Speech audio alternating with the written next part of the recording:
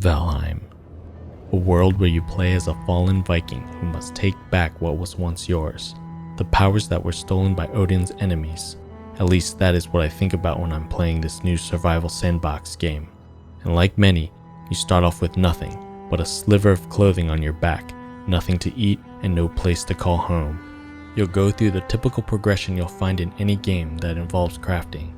For example, building wooden tools increases efficiency in gathering and strength in battle, which helps you unlock new stone materials that make it even easier to gather in battle, which then unlocks the next tier of materials and items.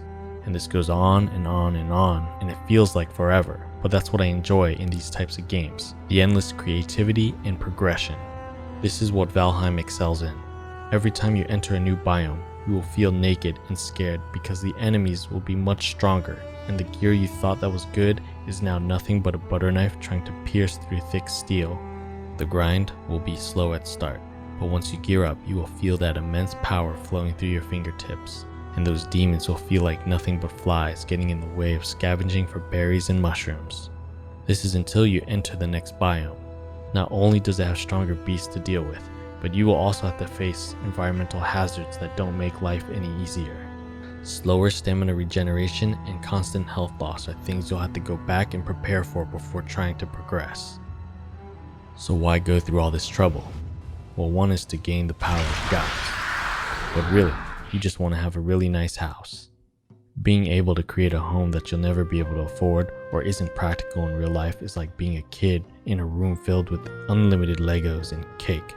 My fellow Vikings and I have built this small town that fills our needs for our daily expeditions. Enough pigs, fish, and crops to satisfy any amount of gods. Smelting and crafting stations to gear us for our hunts.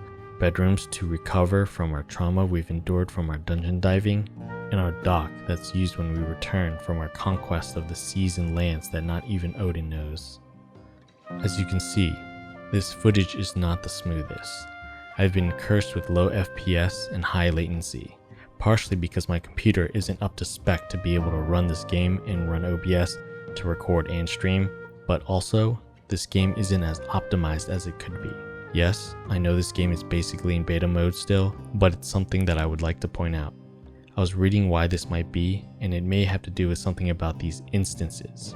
It seems anytime you dig, flatten, or raise terrain, it permanently adds an instance, which adds on to whatever structures you place on top, and this ends up becoming a laggy mess.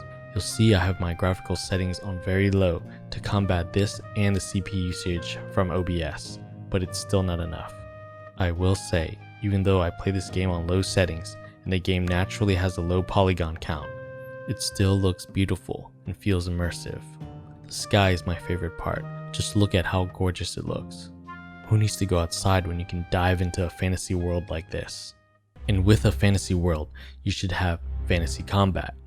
There are several types of weapons, each with its own unique kind of traits and movesets. You have blunt weapons that increase knockback range, daggers for mobility and speed, swords for a balance between speed and damage, spears for stabby fun, add gears for ranged poke and AoE knockback, shields for parrying, and bows for long-range damage.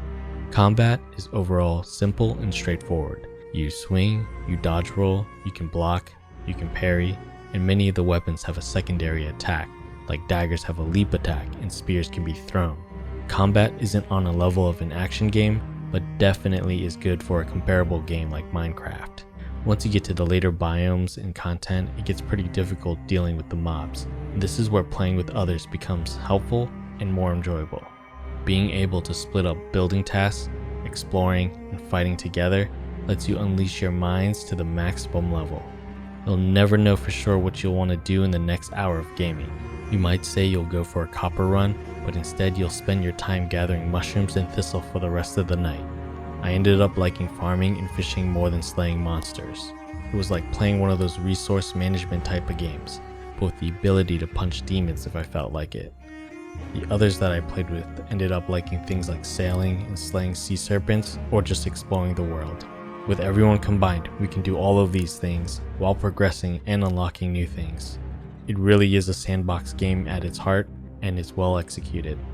I'm hoping that game developers don't run away with the money like a lot of early access games, because I feel like there's so much potential here. I feel like they need to do two things. First, fix the instance issue, because that really hinders the creativity experience. It's painful to come back home from an expedition or you just want to farm and build, but you only get 10 FPS. The second thing I think they need to do is just keep adding new things like higher tiers of progression and more customization, because the core of the game is already solid. They seem to already be planning updates, as you can see here. Hearth and Home is probably a home customization set, like new furniture and maybe the ability to pick colors. Cult of the Wolf and Ships of the Sea are probably adding more content to the biomes that are already available. Mistlands is probably going to finish the Mistlands biome that is already there and add another tier of equipment. And if Odin wills it, it's probably a bunch of quality of life improvement and added features.